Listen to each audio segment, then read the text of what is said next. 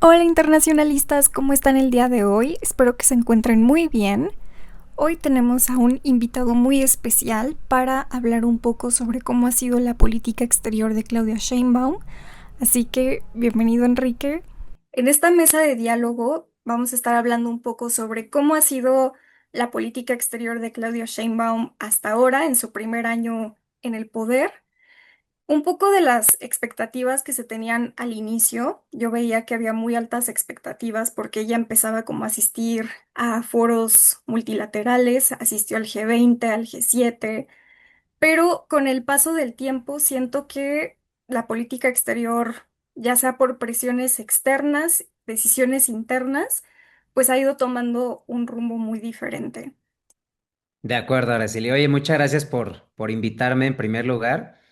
Y coincido, la presidenta Sheinbaum iniciaba su sexenio muy prometedor. México históricamente se ha caracterizado por ser partícipe de los organismos multilaterales, de tener esta política exterior muy neutral.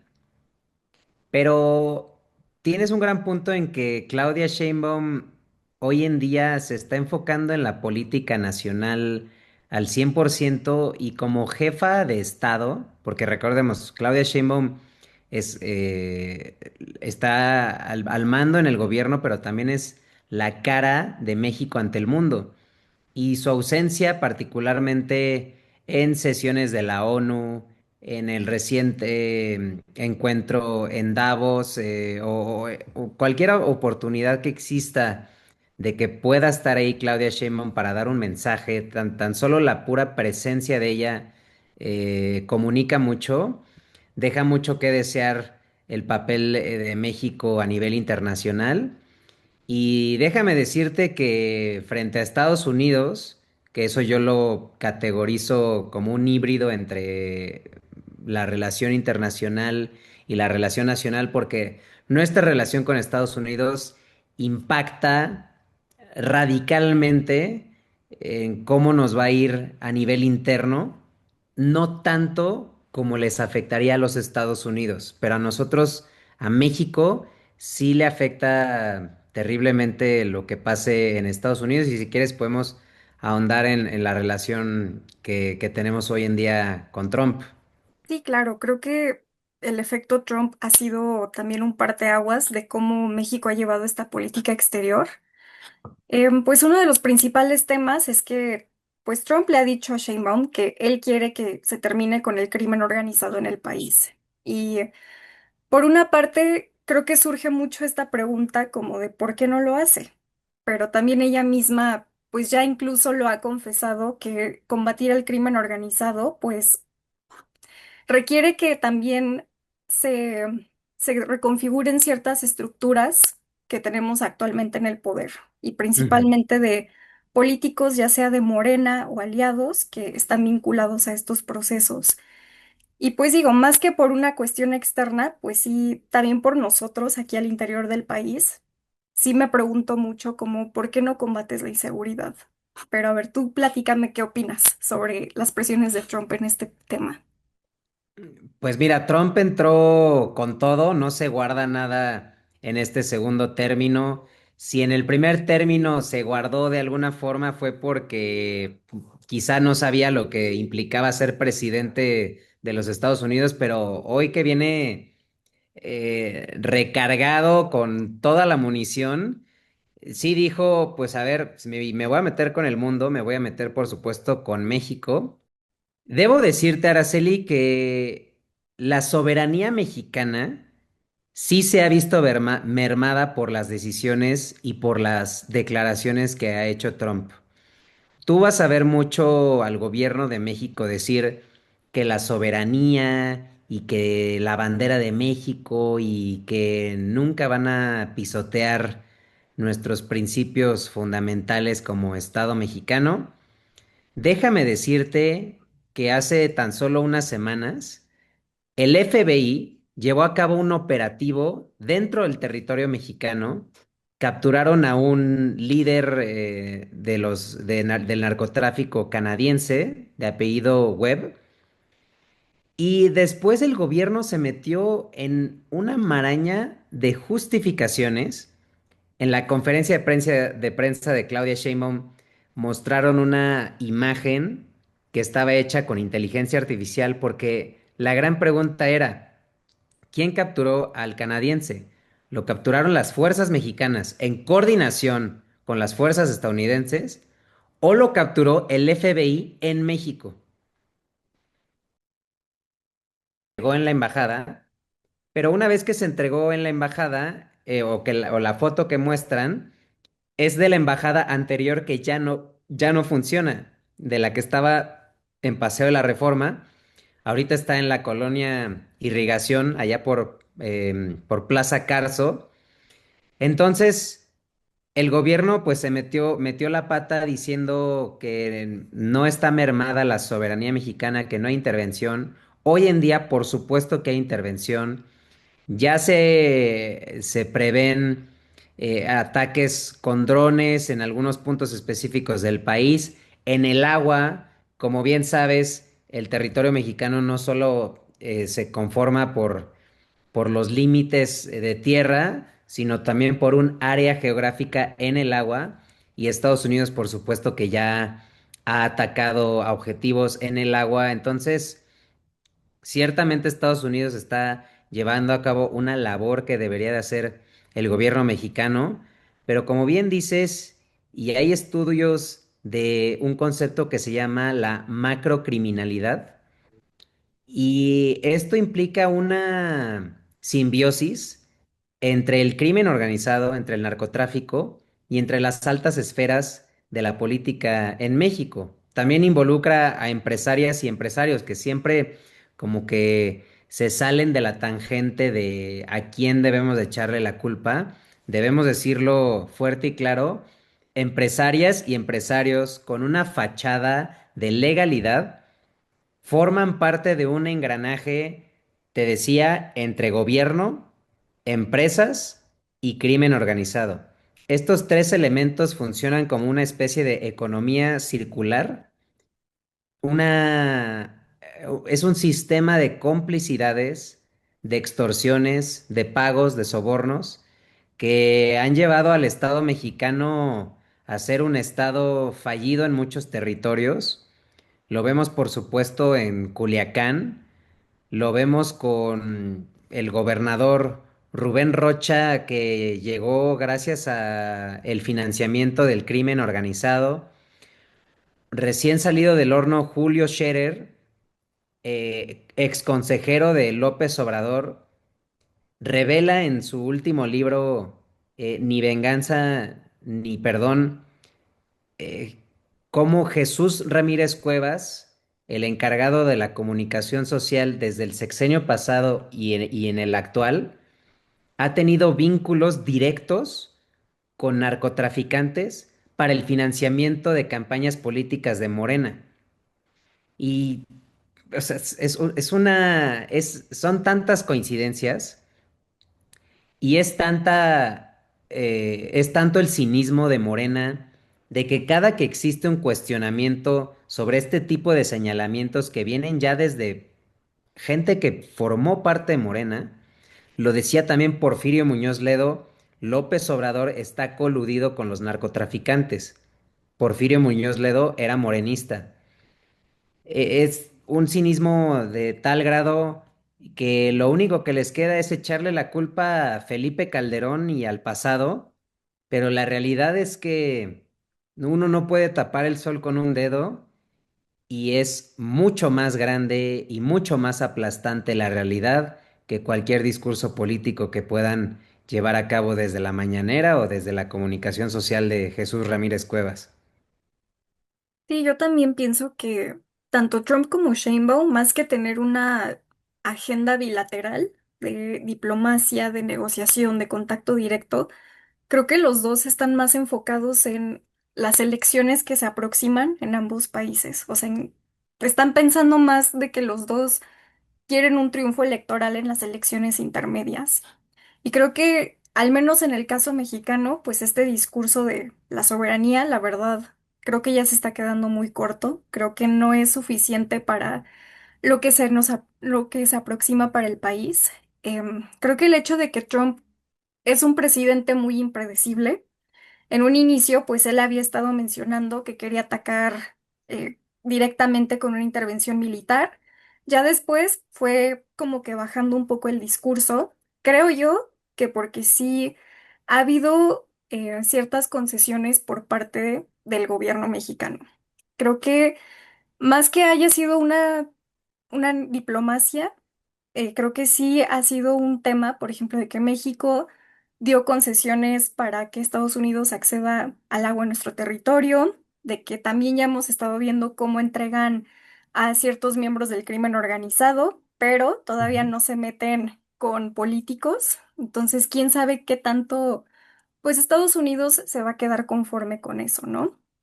Claro, y con lo que mencionas de los criminales que enviaron fuera, como bien dices, pues ya estaban capturados y estaban en espera de enfrentar la justicia mexicana, que debemos decir que tenemos a un nuevo, renovado, inspirador nuevo poder judicial.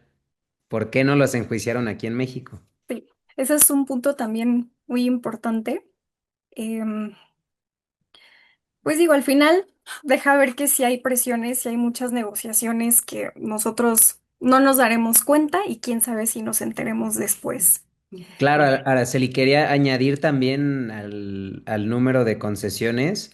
Hay por lo menos 10.000 elementos de la Guardia Nacional que están en la frontera entre México y Estados Unidos por órdenes de Trump, diciendo, si no refuerzas la seguridad, si no bajas, estaba este tema del fentanilo, te voy a poner un 25% de impuesto de aranceles a todas tus exportaciones aquí a Estados Unidos. Y sabes que Sheinbaum dijo, no, a ver, vamos a calmarnos. Ahí te van tus 10.000 soldados, hay que decirlo. O sea, se quiso disfrazar de Policía Federal a la Guardia Nacional, pero son soldados, son militares que hoy están atendiendo cuestiones migratorias y no están en los estados o en los municipios con más altos niveles de delitos. En el tema de migración, pues ha sido un tema en el que México ha cedido. Pues hemos visto que hay elementos ya del ejército mexicano involucrados en ese proceso, porque ya desde Estados Unidos lo ven pues como un tema de seguridad nacional. Así Entonces, es. bueno, ya pasando un poco a lo que ha sido el tema de el envío de ayuda humanitaria a Cuba.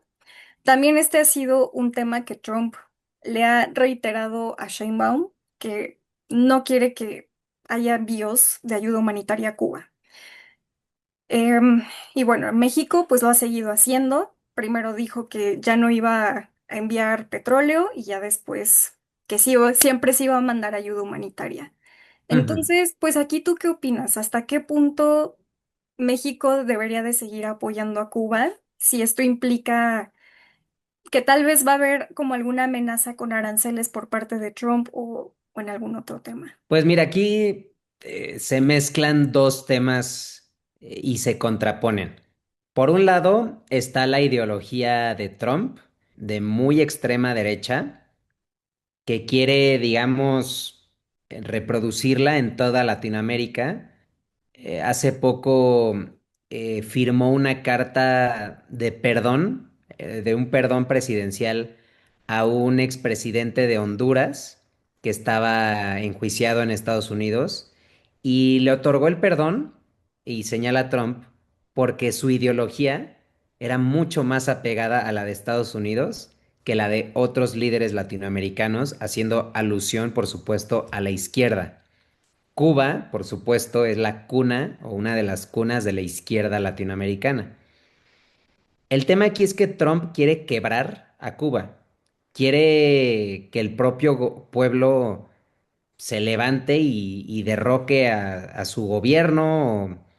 Quiere exprimirlos hasta que ya no pueda más Cuba y reproducir quizá algo como lo de Venezuela, instaurar algún gobierno afín a los intereses de Estados Unidos y eso estará en el interés de Estados Unidos que haya gobiernos de ideología mucho más cercana a la que actualmente tiene Estados Unidos, por excelencia Estados Unidos es de una ideología de derecha, aunque se pasen de republicanos a demócratas, la realidad es que se parecen mucho los gobiernos, no obstante el vaivén.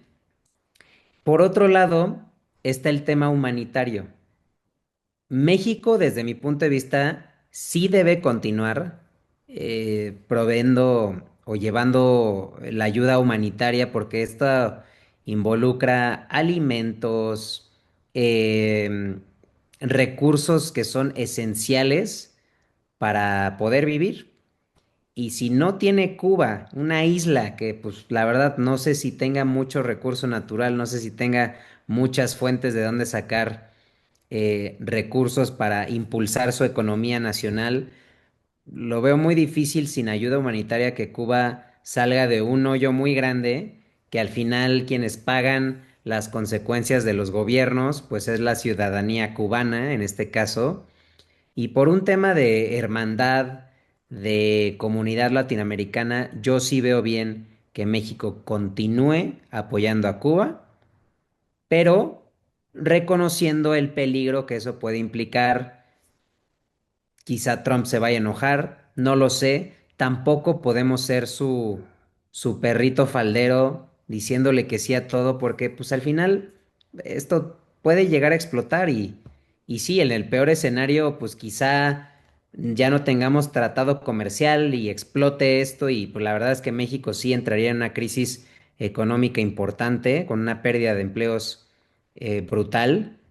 Eh, pero no sé si eso sea necesario para replantearnos nuestro rol frente al mundo, nuestro rol económico. Tenemos a China tocándonos la puerta trasera diciendo, oye, yo sí quiero negociar contigo. Vemos ahí un coqueteo entre países económico que no hemos accedido una porque pues es mucho más costoso tener ese tipo de comercio con China que como el que tenemos con Estados Unidos por un tema geográfico.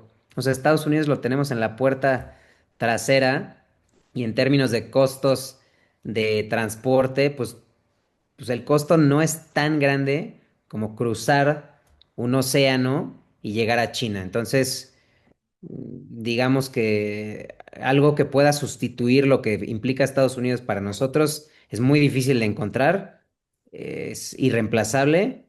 Y también recordar que Donald Trump no estará aquí toda la vida. Su mandato afortunadamente durará 3 años más y será una nueva historia. Entonces hay que pensar a largo plazo, hay que medirlo, pero no podemos continuar siendo, como decía, un perrito faldero de Estados Unidos y empezar pues a tomar determinaciones que lleve a cabo el Estado mexicano, porque así lo decidió el Estado mexicano, a pesar de las posibles amenazas que puedan venir de Estados Unidos. Y sobre esto, creo que retomo un poco lo que mencionabas, que pues destacaba mucho la ausencia de México del foro de Davos. Creo que fue ahí un foro donde se reconfiguró por completo el tablero internacional y que México no estuviera presente, pues sí, es ahí un foco rojo. Es ahí donde México tiene que hablar sobre cuál es su perspectiva para el futuro de la cooperación, del comercio. Y la verdad, en cuanto al tema de China, lo veo un poco complicado, a mi parecer, porque creo que también a China le conviene que México pues tiene esta facilidad de que todo lo que llega aquí fácilmente lo pueden importar a Estados Unidos. Claro, sí, coincido contigo. Entonces ahí creo que, por ejemplo, es un tema un poco complicado porque digo, bueno, en un caso hipotético que yo no lo veo muy probable, de que no tuviéramos Temec, quién sabe si a China realmente le convendría este comercio con Es, México, ¿no? es un brillante punto y coincido totalmente. Porque Entonces, no hay mercado que te consuma más que el mercado estadounidense. sí, exacto. Entonces, pues sí, incluso para ese tipo de relaciones, pues es vital el Temec. Incluso Estados Unidos, pues es importante, ¿no? Claro, no, y sería una granada, o sea, se le entiende, o sea, mi punto es, sí, a México le iría terrible si se cae el tratado comercial, pero a Estados Unidos no le iría bien. No, por Obviamente el supuesto que grado de no. intensidad del daño, pues para México es el 1000% y quizá para Estados Unidos sea un 100%, pero sigue siendo un 100%, digamos, o sea. Sí, a diferencia de lo que dice Trump, porque él ha dicho que realmente no considera el TEMEC como un tratado importante, al final, pues México es un país sumamente importante para la economía estadounidense. Entonces, creo que Trump todavía no ha medido bien, o más bien, yo creo que él sabe que sí va a terminar renegociando el TEMEC y al final lo que a él le gusta, pues es hablar, ¿no? Que no necesita de México. Diría que es, diría que es un estilo de negociación también como que despreciar, como que decir no es tan importante para nosotros y reivindicar que ellos son los fuertes, pero pues recordemos que Donald Trump fue el que renegoció junto con Peña Nieto y Justin Trudeau, y Donald Trump pues, se sentía ya orgulloso de haber mejorado sustancialmente las condiciones del tratado comercial. Entonces, si él habla mal del actual TEMEC, pues está hablando mal de una negociación que él mismo llevó a cabo. Sí, justamente. Entonces, dicho todo esto, ¿tú cómo ves el futuro de esta renegociación del TEMEC? Veo dos escenarios. Uno, en el que se termine el tratado comercial y México y Estados Unidos puedan salvar un tratado bilateral, al menos. Dos, que continúe el tratado comercial en los términos en los que lo que tenemos, quizás se puedan actualizar algunas cláusulas en tecnología, en quizá alimentos o animales, en la calidad de animales, porque vemos temas del gusano barrenador que afecta a ambos países. Em, en el tema de tecnología, pues quizá facilitar la transferencia. O sea, México aquí tendría que buscar que la tecnología de Estados Unidos, pues también se genere aquí o que haya centros de capacitación, porque a México le urge mayor capacitación de tecnología de altísima punta como la que tiene Estados Unidos, y fue algo que Corea del Sur logró llevar a cabo exitosamente. Corea del Sur en los 60s, 80s está en niveles económicos similares al de México. Y Corea del Sur a lo que le apostó es negociar con los países de alrededor, pero diciendo, oye, sí negociamos, pero por favor que haya transferencia de conocimiento en cuanto a cómo desarrollar este tipo de automóviles, este tipo de teléfonos, de computadoras. Y ya vemos muchas empresas de Corea del Sur de altísimo nivel que se generaron gracias a este tipo de condiciones. Entonces, ojalá que se mantenga el tratado comercial. No lo sé, no sé cuál sea la postura de Canadá. Quizá ya Canadá tenga esta posición de, pues órale, ahí se ven y a ver cómo les va.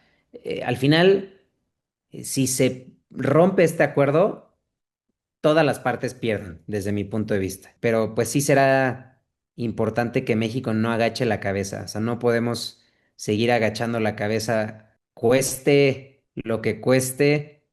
Sí es momento de ya empezar pues a poner condiciones, porque si no, pues al final somos tres socios y en ninguna parte del tratado comercial se señala que hay uno más importante que el otro. Entonces, de eso se trata la cooperación. Y eso es súper importante. Creo que en cuanto a Canadá, tal vez tenga cierto interés en continuar una relación cordial con México, creo yo. Lo que creo que va a ser diferente ahora Canadá, y lo mencionó en el foro de Davos, es que va a expandir sus aliados, no se va a quedar solamente con el TEMEC. Y la verdad, yo sí soy de la idea, esta es mi opinión, que al final Trump va a terminar renegociando el TEMEC y ahorita solamente está hablando. Ok. Pero ya el tiempo lo dirá qué El pasará. tiempo lo dirá y sí, históricamente así ha sido tipo, por ejemplo, en los aranceles, que estuvo dice y pues ahorita tanto México como Canadá pues se mantienen con las reglas del tratado. Entonces, vamos a ver, Araceli. Ok, bueno, pues Muchísimas gracias, Enrique, por esta charla. Un gusto poder platicar contigo. No, hombre, el gusto fue mío y mucho éxito y gracias por invitarme.